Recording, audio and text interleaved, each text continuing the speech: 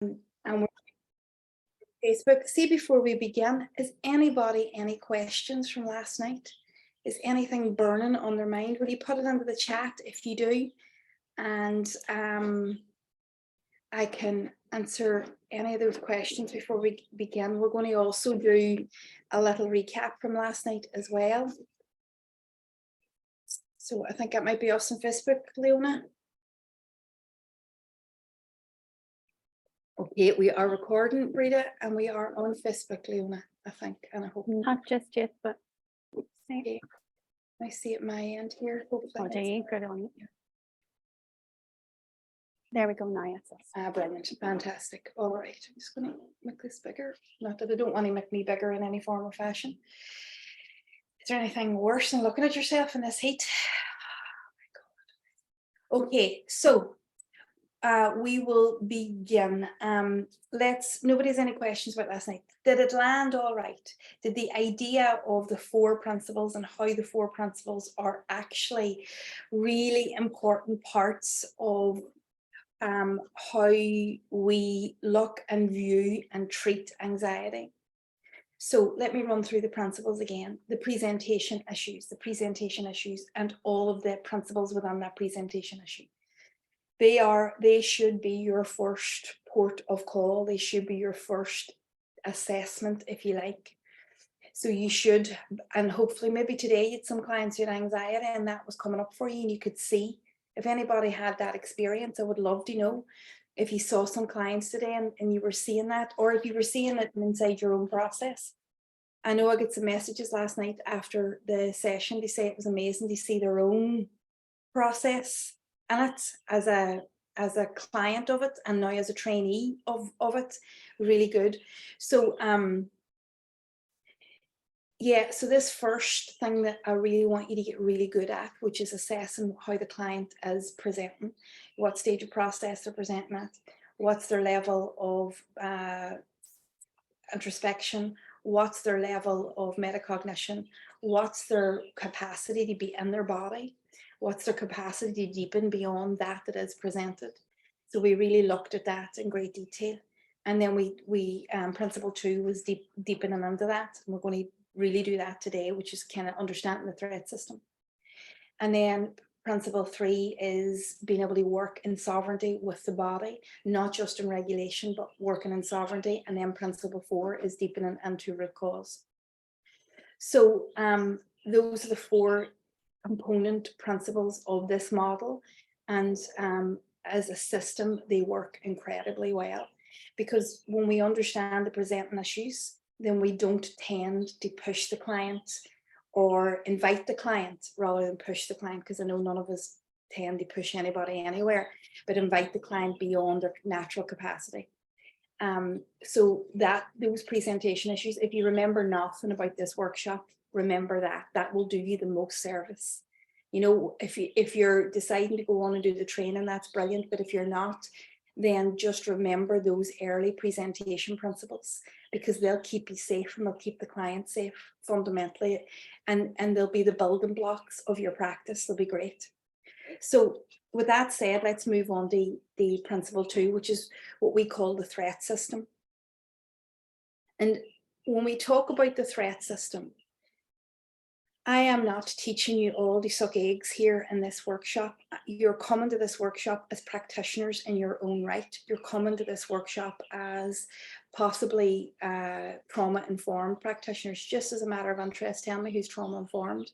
So right, okay, so there's a lot of trauma-informed practitioners here. Fantastic. So I don't want to regurgitate the old trauma-informed stuff, which we are all familiar with. I don't want to regurgitate the stuff that's already out there. That's, although if you decide to do the actual course, trauma-informed stuff, so we roll through it. What I'm trying to do in this workshop is pick out the stuff that's not familiar to you. Is that okay? So when we talk about the threat system, I'm not going to talk about the autonomic nervous system, because I'm assuming you all know that anyway, and you're going to stay with that. So I'm not going to talk about the parasympathetic nervous system, the autonomic nervous system, the sympathetic nervous system, which is all a key part of the threat system. So we understand our biology, our physiology is all interwoven in understanding the nervous system and nervous system activation. And when I talk about the threat system, I'm talking about that, but I'm not going to explain that in detail because I'm assuming you're already coming to this with that basic understanding. Is that fair enough? Yeah. Okay. And that's why I don't regurgitate that material, because there is an open understanding in the marketplace is wrong, but in the field, there's an open understanding in the field, and our work is deeper than that basic understanding. So let's begin with the threat system. So let's understand the threat system at a very basic level. Let's understand neuroception. And we talked briefly about it last night, but let's talk about the unconscious threats that are active in our client's process. What is unconscious process? What is unconscious threats? Unconscious threats are often threats that aren't delivered through the mind. They're often delivered through the body. So the body picks up a particular threat. It picks up, and it's so good at picking up threats. It's so good. The neuroception is so good at scanning for threats. It can pick up even a fragment of a threat. Now, I just want to share these basic concepts with you, and then I'm going to go on to a case study so that we can conceptualize the learning. So the neuroception is so good at picking up fragments of threats. It can pick up nuances of threats. The threat doesn't have to be whole and already available in reality. Does that make sense to everybody? The threat doesn't have to be in reality. It doesn't have to be whole. It doesn't have to be seen. It doesn't have to be sensed. So the stimuli can pick up the idea of a threat that is possibly active, and the body can be warned, and the body will warn the mind. So that's one type of the threat system. And that's very, very, very, very difficult for presentation for a client, because if they don't understand that their own threat system, they'll not understand what they're picking up. They'll not understand what their body's doing. They'll not understand what their mind's doing.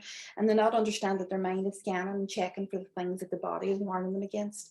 And especially if these threats are unconscious, they have no way of verbalizing what this may be. And so their presentation is often scrambled and difficult and filled with sourcing and solving, like we talked about last night. And we'll see that in reality now today in terms of this client that we're going to discuss. So conscious threats, often when there's childhood wounds, I'm talking about childhood wounds in relation to childhood trauma, small t's, tall t's. So when we have wounded parts of ourselves that lie dormant, that lie in the unconscious process. When we've wounded parts of ourselves, our neuroception will pick that up. And these wounded parts of ourselves, whilst they lay dormant, the subconscious system and the neuroception will always pick it up. They'll always scan for it. They'll always check for it.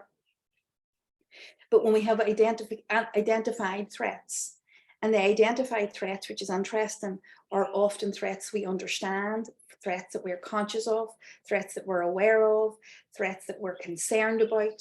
They can be threats like the boss that we talked about. They can be threats like our own bodies can be a conscious threat. Yeah, it can also be an unconscious threat, but we can be concerned, and many of your clients are actually afraid of their own bodies, and consciously so. And the difference between a conscious threat, as a client will be able to talk about the conscious threat, what they have identified as the conscious threat, which sometimes isn't even that. So this threat system is fundamentally watching and scanning constantly, either consciously or subconsciously, for what it deems the threat to be.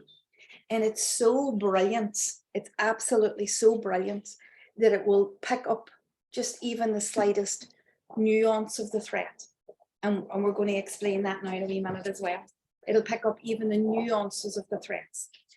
So when we understand that, we understand how the system, how the human condition will then pick up the people, the places, and the things that it determines as the threat.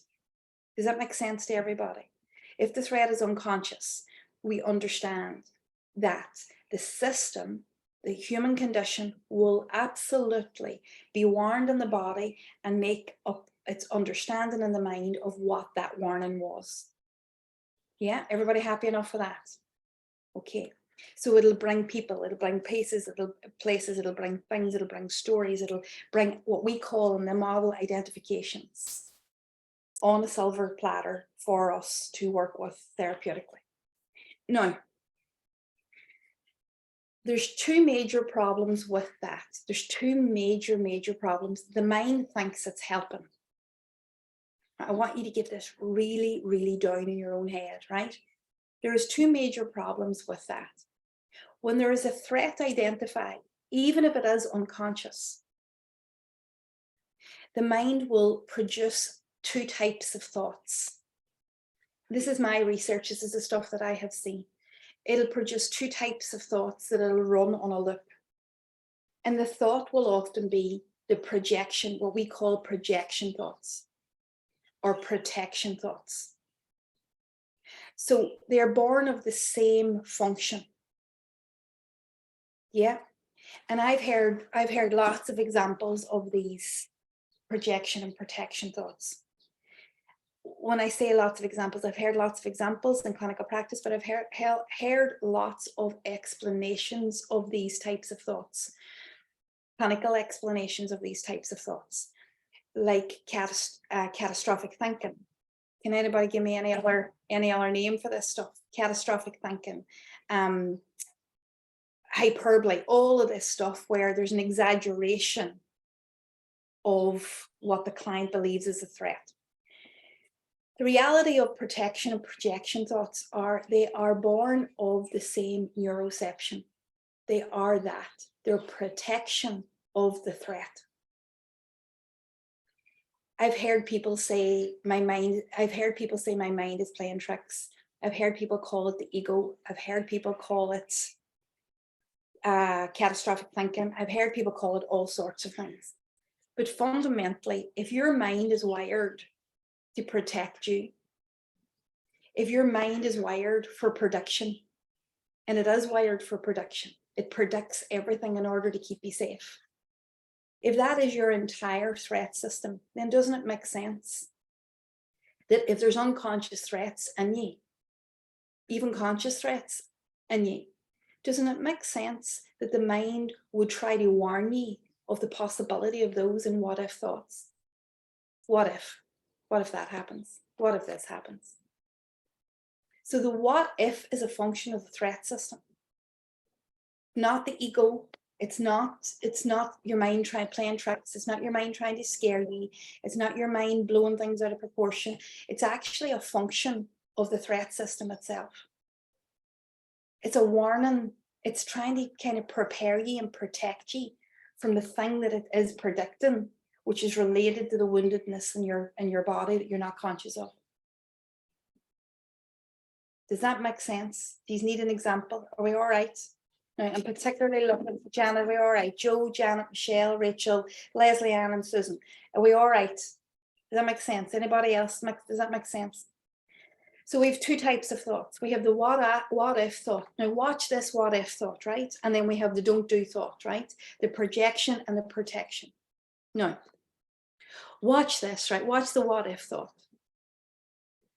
What if I go there and this happens? What if they do this to me? What if I take that risk and that happens?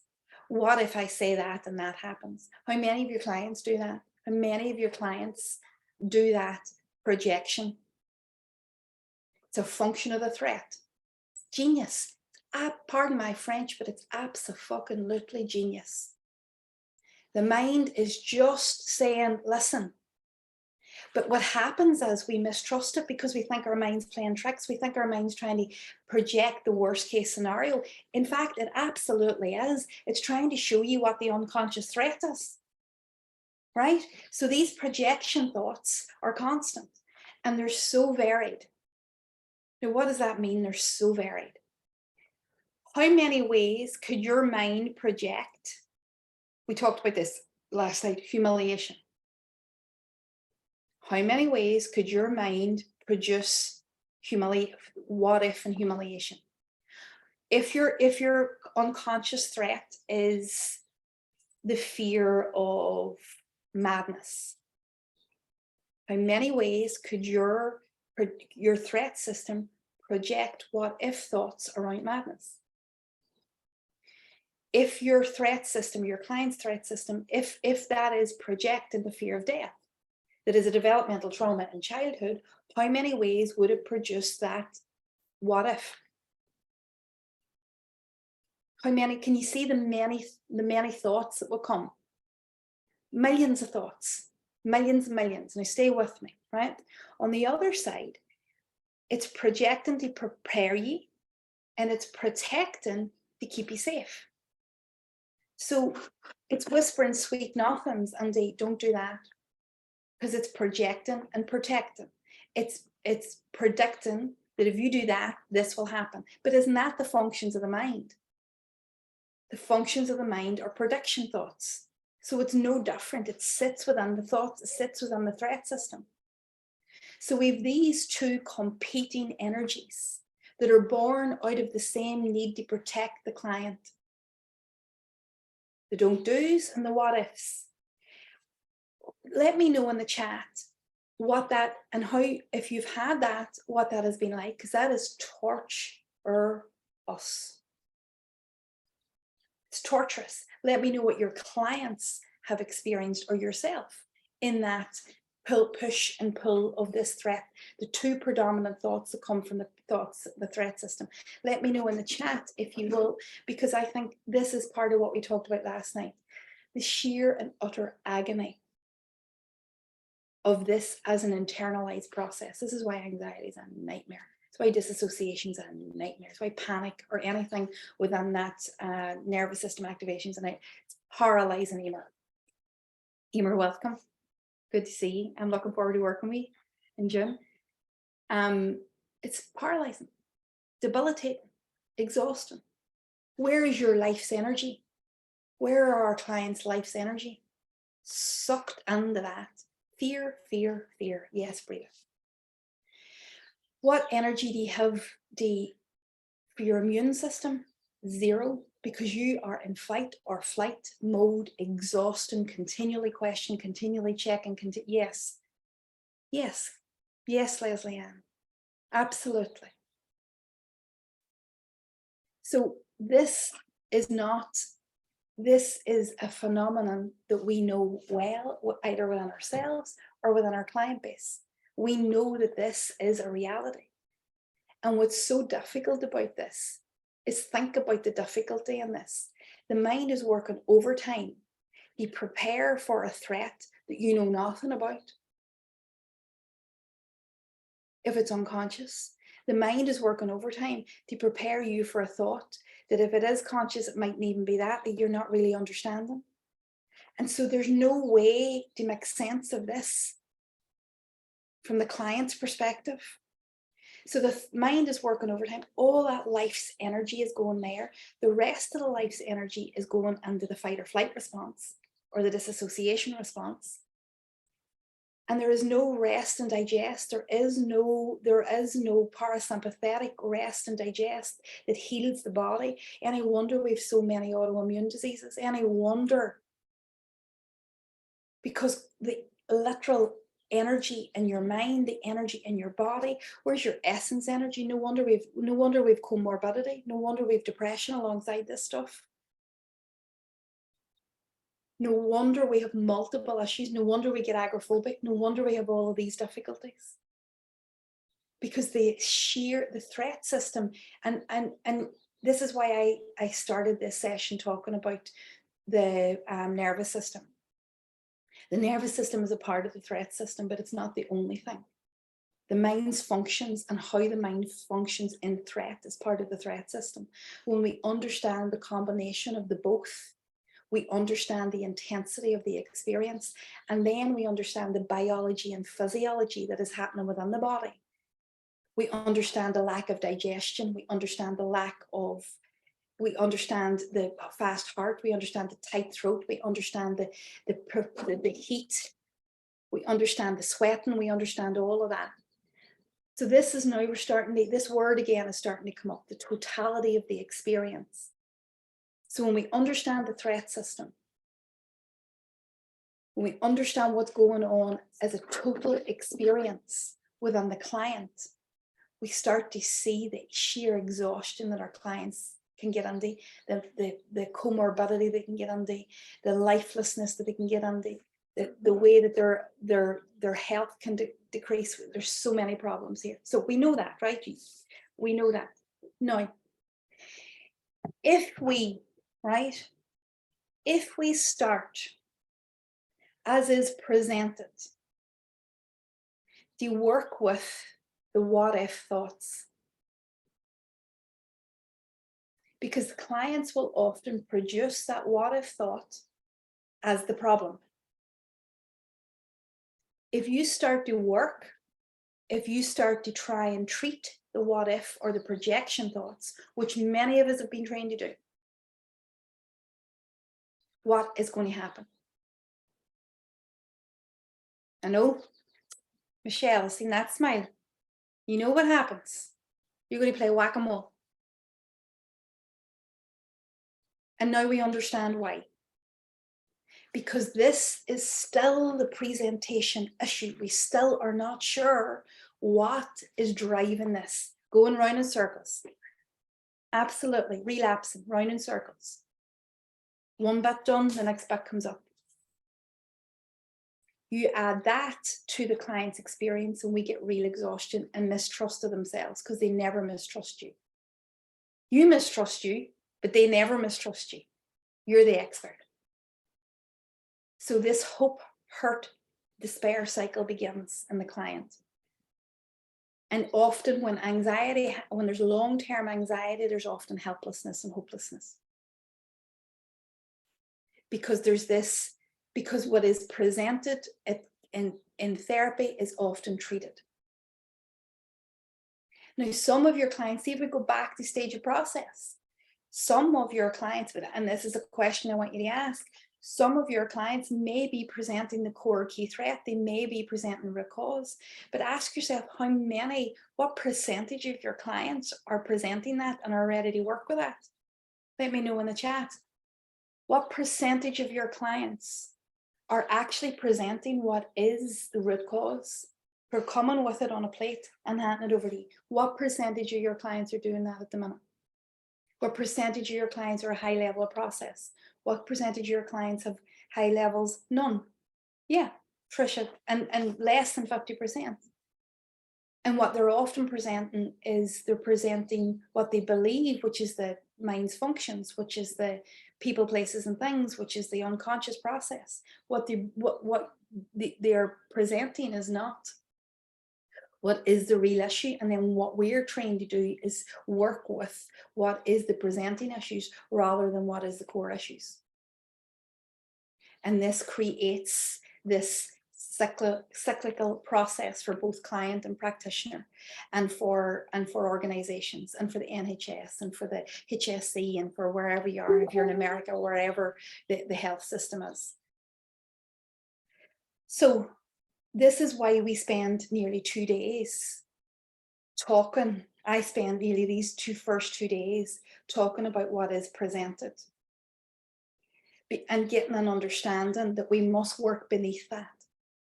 We must seek to work beneath that, or else we will be going round in circles. Now, let us put that in the context, right? Let's put that in the case study. Is everybody okay with that so far? Right. So let's put that into a case study, right? So we have a 35-year-old woman, okay? She has a stage of process assessed as 3. Yeah. She's good levels of introspection and she can understand. She's 3 to 4, so she understands she's understanding of her body. She's access to her body. She's not disunified. Susan, you were talking last night about having clients who had sexual abuse trauma and wouldn't be available to their body in any form or fashion. This client's not in that place. So she has stage 3, possibly 4, aware of her body, semi-levels of introspection, semi-levels of metacognition, you know, a good enough stage of process, has been in therapy before, has come to you, you were working with her for a while. Her presenting issue is relationships. Okay. Please be aware if this is triggering, just turn me off. Okay. Because it's a client conceptualization. And if you feel that I might be touching something that belonging to you, then please mind yourself, watch your own bodies, be aware of your own cells, be aware of your own metacognition, be aware of your own interoception, watch what your bodies are doing, watch what your nervous system's doing. And this comes with a slight warning, all right, that may trigger somebody. Please feel free to leave and regulate yourself. Okay. Now, I am mindful that we're doing this to a professional audience who all know how to regulate themselves, who all know how to look after themselves, all know how to titrate and be inside their window of tolerance. So mind yourself as we process this. Armandi, you mind yourself. Breda, you mind yourself. You had a heavy session today. You had a heavy clearing sessions in training, so be careful. Anybody else here who's clearing trained, be careful because you've had a hard day today. I don't know about you, but I felt the weight of that training after. So be careful, just mind yourselves. So stage 3 of process. So she brings the story is that she is in mistrust of the partner. And the story is she's looping in the story. Okay, so when I say looping, she's regurgitating the same material. She's mistrusting of the partner. She's checking the partner's phone. She's not believing their commitment. She's not believing their love. She's double checking. She's constantly asking the what if. She's constantly projecting. She's constantly protecting. She's constantly in this space of non-belief. Everybody all right with me? Activated to a level of she's not in panic, but she certainly gets outside her window of tolerance, especially when the what ifs are pulsating. So she's not outside her window of tolerance in the explaining of this. So she can talk fluently, she can be in therapeutic exchange, and she's telling you that no matter what the partner says, it doesn't matter. She has a very loving partner who's very reassuring, and there is absolutely no reality here. There is no evidence. There is no reality. Has never been cheating. And she's been with this partner for 5 years, and they have been talking about getting married and having a family. And she has the deepest desire to build a family. She has a yearning that is strong and heavy and pulsating with all her energy to be in a loving relationship, to build a family, to have a place of belonging. So it's a desire. It's something that she desires and that she wants. She has no evidence. There's not one piece of evidence. There never was, there never will be. And this man is constantly trying to reassure her, constantly trying to show her, constantly trying, and he's getting weary. 5 years on, he's getting weary. Hence her arrival at therapy. What has been working for her in the past in terms of seeking reassurance, in terms of seeking that settled the threat. What has been working for her is now no longer working, is now aggravating, and he is now starting to think about walking away. And there is this, what she's afraid of, she's creating. And she's aware that what she's afraid of, she's creating. She's confused because sometimes it shows up in relationships with others, but she's not in that much of a meaningful relationship. She's confused. It shows up with other people. It's showing up here. It showed up in her last relationship, but it's really aggravated now. She's getting near that age. She wants a family. She's 35. She's starting to doubt. So it feels like the walls are coming in. Does this resonate with clients that you've possibly worked with? It feels like the walls are coming in, so she presents with the problem. Do you see what I say about stage 3, stage 4? She wants to blame him. She wants it to be him. She wants him to be more reassuring. She wants him to give her more of what she wants. But she also understands this is a pattern in me that I need to look at. So she's moving up and down and out of 3 and 4. Everybody happy enough for that? So there's part of her that understands that this is something in her, but she's not available to what it is. She is exhausted by the products of the threat system, the thought products. She's exhausted. She's exhausted by the what ifs, which pulsate through her mind every day. What if he leaves? What if you go back and he's not there? What if he's had enough? What if he finds somebody else? What if he likes her? And what if he? Constant, soul destroying, energetically destroying. These are the products of what we don't know yet. Everybody with me? Okay. The protection thoughts are don't do anything that'll upset him. Don't do anything that disrupt him. Placate, please, fawn, give, keep him. Yeah? Everybody with me? Cut yourself off. Don't give yourself what you need. Ensure that you're there for him and give him what he needs. So what kicks in? She's blocking her own needs out of the protection to keep him. And what kicks in? Resentment. Resentment kicks in. Anger, low-level anger kicks in because she can't really give herself what she needs because she's too busy trying to watch for the threat that might or may not ever happen. It's exhausting. It's painful. It's difficult. This, my lovely colleagues, is the reality of what people present with. Now, inside the model, what I am suggesting to you is that we do not go near the what if or the don't do thoughts. Does everybody see why? In this case, if we went near, if we tried to rationalize the catastrophic thinking that comes from the don't do, where would we end up?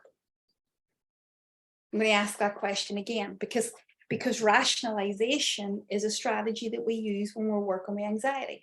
If you try to rationalize for this client these protection or projection thoughts, what would happen? What happens in the room? Is she going to agree with you? Yes. She's going to say, oh, I understand. I get what that means. I really should not. I should learn to trust. Maybe I have trust issues. You go down a rabbit hole, Susan. Absolutely.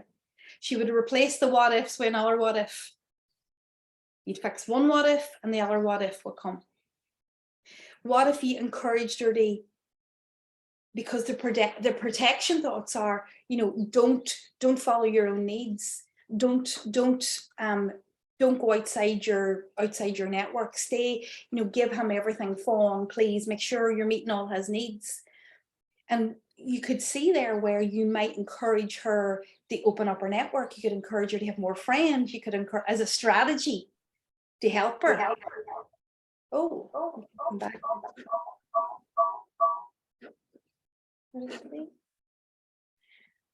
And if you did that, what would happen? If you gave her that strategy, what would happen? You see how you're just moving the goalposts?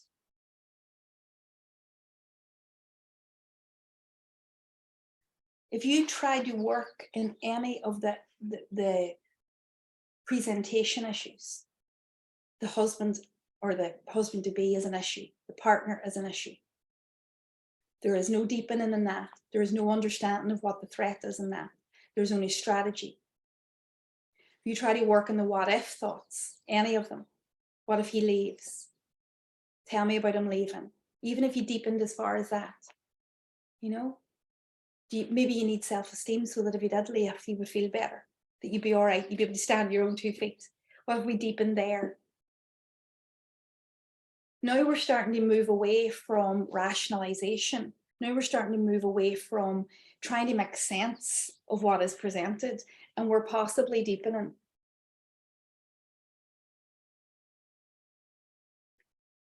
How close are you going to be able to pull that client down? What will happen if you start to deepen and that client isn't aware of the conscious threat? What will her system do? So if you give up playing story, if you give up trying to play whack-a-mole, if you give up rationalization, if you give up trying to help her see it's not a truth, it's not a reality, to be centered in reality, to breathe into your body, whatever the strategy is, if you give that up and you start to deepen, what happens now? What happens now is you're trying to make conscious. Yes. Fidelma, re-traumatize. Shut down, Breda, brilliance. Now the trauma-informed stuff starts to come in. What you're now doing, you could possibly, you don't know that yet, right? But you would have to check. What we fundamentally understand from this client is that there is a deeper root cause that's not available to her awareness. We understand that she gets severely activated in the what ifs. She's getting severely activated to the point where she's nearly in panic. So what does that tell us? From a trauma-informed point of view, that even in the imagination, she's nearly outside her window of tolerance, even in the projection and protection thoughts. So that tells us there is a body of work here. Is everybody with me? Right, okay. So we now reach, and this happens for nearly every client, we now reach a stage of what we call shelving. The client will sit in that shelf of awareness, knowing that there's something deeper, but not being able to access it. They'll be locked out of exploring it because it's too dangerous. Now, why? Why would it be too dangerous? Because the root cause for this client, and this is the part that happens for most clients, the root cause for this client that is not available to her full awareness is that she was wounded really, really badly in early relationship in primary years, with her colleagues, with her friendship groups. And she was wounded to the point where she was severely rejected, isolated, and felt unwanted and unloved. Spent most of her early years in primary school alone and isolated, desiring for connection and never feeling good enough for connection. Can you see what she's projecting? Can you see what she's protecting? Can you see what the what ifs are coming from? Can you see what the don't do's or why they're there? Can you see the function of the threat system if this is lying dormant? Can you see how genius the threat system is? It's trying everything it can do to protect and prepare her for rejection, for isolation. And this is not imagined. So can you see whenever we at the thought level, at the what if level or the don't do's level, do you see if we rationalize that, it's not true, it's not real, he's not leaving, but you've all that evidence, you see how that does not matter at all. It doesn't change a solid thing, because the woundedness is active and the neuroception is trying to protect it. And this is a real live experience that this client is petrified will be in her experience, because as a child, yes, absolutely. This is the therapy. Absolutely. What we fear, we create, for sure. Absolutely. So she's on the edge of that awareness, but here's the clangor, right? And here's the difficulty. And this is where I want you to be trauma informed and understand the nervous system activation, because this is where this will kick in, right? If she was to re-experience in reality rejection, what would happen? If she was to re-experience in isolation, if she was to re-experience rejection, isolation, unwantedness, unlovableness, in reality, where would her nervous system go? Yes, Bernadette, I can see you muttering away to yourself there.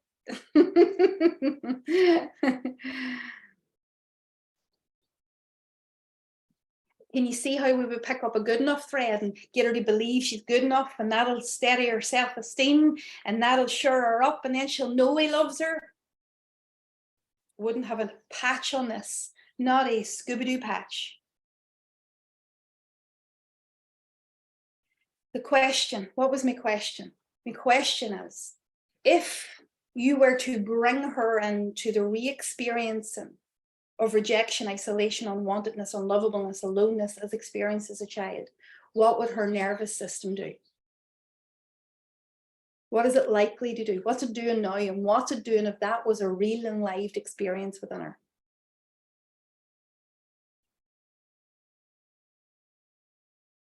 What's happening?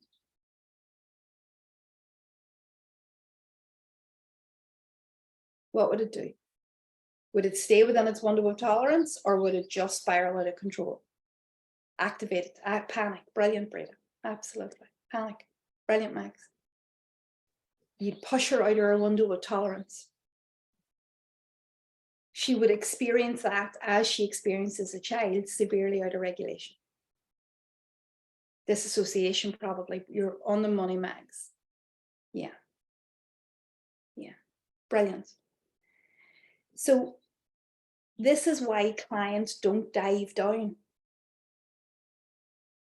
because there's not an imagined threat there. There's an embodied real response that they understand that their system will do. And they have to be sure, absolutely sure,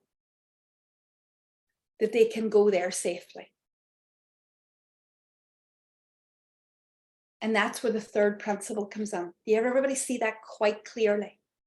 You can't bring somebody, you can't let anybody deepen, no matter how many red herrings and presentation issues they have.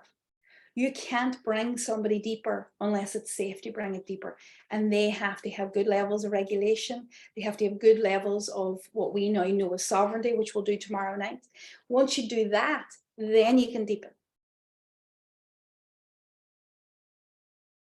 So what often happens is you end up bobbing. You remember that diamond model? You end up bobbing along at the top end of that diamond model, trying to placate the threat system, trying to play along with the threat system, trying to see if you can fit a square peg in their round hole, and trying to see what you can do with that. Does that make sense to you? So there we have this case study. And the case study has all of the elements of yesterday's principles and today's principles. Tell me what you're thinking. Let me know in the chat. Tell me what you're thinking. Is it making sense, Steve? I see all the nodding heads. Okay. So, yes, Armandila. I'm thinking, if you asked for real what we're thinking, I'm thinking, how do we know when sovereignty is solid enough that we can deepen? That's a question. Yeah, brilliant question. And sovereignty is brought about in very, very, very key steps. So there's 3 steps to sovereignty, and we're going to talk about them tomorrow. Patterns are as part of the sovereignty process. A map is part of the sovereignty process, and undoing. So when you have maps, patterns, and undoing, that creates the sovereignty. Alongside the regulation tools would be enough safety to allow a client to deepen there naturally. That has to take place. That has to take place. That client has to feel safe at the return of this material that is unconscious. And they have to feel that, they have to understand this. So what do we do at this stage? You may psychoeducate your client around the functions of the mind now after this. You may talk to your clients about what is presented. You may try to deepen underneath it. Hopefully after this, you will never play at that management level unless, and if you remember the first question I asked you last night, if that is your client's intention. If you've been directed by your client and they say, I'm not going any deeper, which is entirely their prerogative. I just want to try and settle this for a while so I can get on my life. But I don't want to go anywhere deeper. Fine. That's all good. So you would be playing on all of the stuff that you know. You'd be playing in trying to get her to rationalize and trying to get her to regulate and trying to get all, that's fine. My understanding of it is that if a client is given an idea that this is something deeper and that you can facilitate that, then they'll take that hand. My also understanding of it is that the more a client has been around the block, what's around the block mean? In and out of therapy. And this client has been in and out of therapy. This isn't her first rodeo with a lost relationship due to what has been diagnosed as insecure attachment, what has been diagnosed as BPD, what has been diagnosed with generalized anxiety disorder, what has been diagnosed with attachment trauma. So this isn't this girl's first rodeo. And we'll see how she progresses tomorrow in terms of the as you say, Armandi, the sovereignty work. We'll see how she progresses tomorrow and see what the sovereignty work and the regulation work. Yeah, that's all you can do, Janet. And that's why I love this model, right? Because in 6 weeks, maybe all that you can do, Janet, is create sovereignty, which will be enough. And I so get that. We have so many therapists that are inside a system that only offer 6. And sometimes the 6 can be extended, but only with due cause. So you have to go cap in hand and you have to go with some sort of plan. And this is why I'm showing you this, because within the model, if you know that's all the presentation, you could spend 6 weeks there, couldn't you? Easy. How easy is it to spend 6 weeks fishing through all of this stuff, fishing through all of this presentation issues?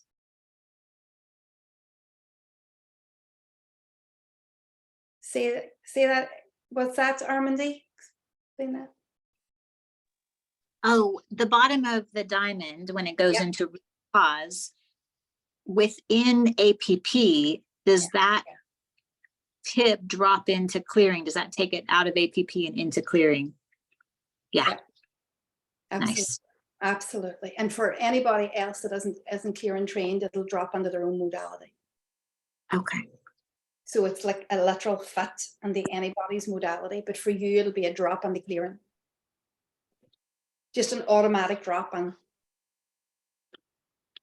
Once you would do, Armandi, because you'll not spend time in functions. You'll just pull that back. You'll not spend time in what's presented. Once you do the sovereignty and body work, you'll be able to drop straight down. See it? Do you see it? Do you understand? See it? Aye. Yeah, I just have to make sure I go slow enough. Yes. As before. Slow, slow, slow. Slow. So, Yeah. but at least now you're starting to see, and hopefully everybody else is, that, don't get caught in the cross ones of trying to work this out or trying to rationalize it, or don't get caught. Do the body work. Go straight to the body work. And that's what Janet's saying. She's 6 sessions. What does she do? Then maybe the 6 sessions are spent, obviously we have to build therapeutic exchange. All my person-centered practitioners, Donna, I can see you rolling your eyes at me. I'll be going, don't do this without talking about the relationship. But in 6 weeks, we're trying to build relationship. We're trying to build therapeutic depth. We're trying to build relational depth. It's nearly impossible. It's an impossible task.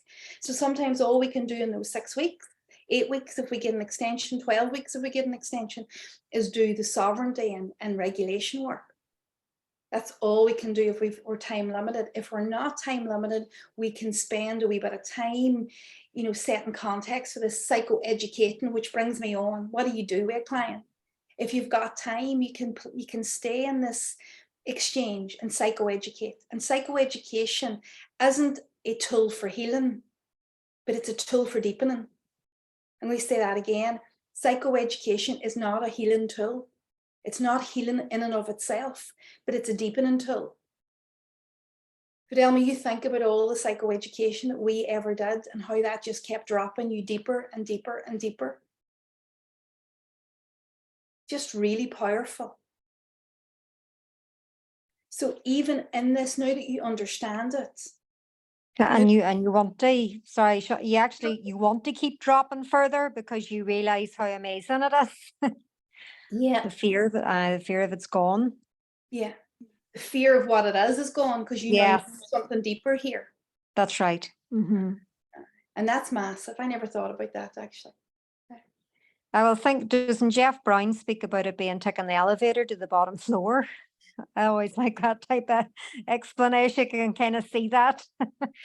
Now, what's brilliant about the model, and as Fidelma and Armidy's alluding to, you know, there's many floors to the ground floor. You can press the kind of, you know, it might be the basement, but you can press ground floor and have a wee hang out in the ground floor. You don't have to go straight down, right? But you will get down there eventually. But you can't get down without sovereignty in the body, and you won't get down without playing in the what we call inside the model the functions of the mind. And just to differentiate, this is the functions of the mind in anxiety. They operate differently. You can see the differentiation in that, Armity, can't you? So how does that sound, Ace? So your client, if it's not safe to drop beneath the presenting stories, if it's not safe to be in the body, if it's not safe to deepen and do root cause, because root cause is an embodied experience. Yeah, the client will not deepen beyond that, and they will allow you to play whack-a-mole, and they'll allow you to fix whatever it is the presenting issue and feel a bit better and go out into the world. And for some clients, that's their prerogative. And for some clients, that will not be enough. But I want you to think about your own anxiety. I want you to think about your own internalized anxiety. Would that be enough for you? And can we offer something deeper? So the message on principle 2, as we wrap up, because I promised myself I'd only keep these an hour today because I've persecuted already. The message as we think about principle 2 is that these are thoughts of the threat system and they are not the problem itself. That when we understand that, we can engage the client in a deeper way. We can engage the client gently what is beyond it and then make an assessment as to whether we need to do body work before we go any deeper. But I am hoping and praying that after this, that you will not get caught. You'll not get caught in those cross ones of the mind's functions, and that you'll seek to understand the key part. I'm going to leave you with this, the key part of the threat system, which is there is a threat in this system. There is something, when I say system, I mean the mind and body, I mean the human condition. There is something that is intolerable to that client. And what is intolerable is directly related to the depth that the nervous system activation will go to. What does that mean? If you've got a client coming in and they're in panic, their key threats, their core threats are indicating a loss of life, a fear of loss of self, an existential threat. Does that make sense? There is something so threatening in the system that it's stretching them outside their window of tolerance and into severe activation and possibly beyond disassociation. So there's something completely and utterly life-threatening. And it doesn't have to be a tagger at the door. It's enough to imagine the threat for it to activate the entire system. It doesn't have to be in reality. It doesn't have to be happening in the now. So any of that material that we would seek to rationalize, if the threat is active in the system, it'll find another way to get its needs met. It'll find another way to warn. It'll find another way to protect. It'll find another way to project. and the client will be lulled into a false sense of, oh, this is fixed, and then it'll flare again. Does that make sense? Because the threat system is warning about a threat that is alive in the system. And we all have threats, we all have alive and threats in the system. And for some people, it's not, you know, some people are actually, you know, dealing with real live threats, and that, you know, maybe they've had terminal illness diagnosis, maybe there's a, you know, maybe there's a child that has, so for some people it is in reality, and for some people it's not anywhere near reality. It's an embodied experience that is stuck in the body that the system's warning them about. Has anybody any questions about that? Does that make sense? Is it helpful or unhelpful? Are you scrambled, or are you all right?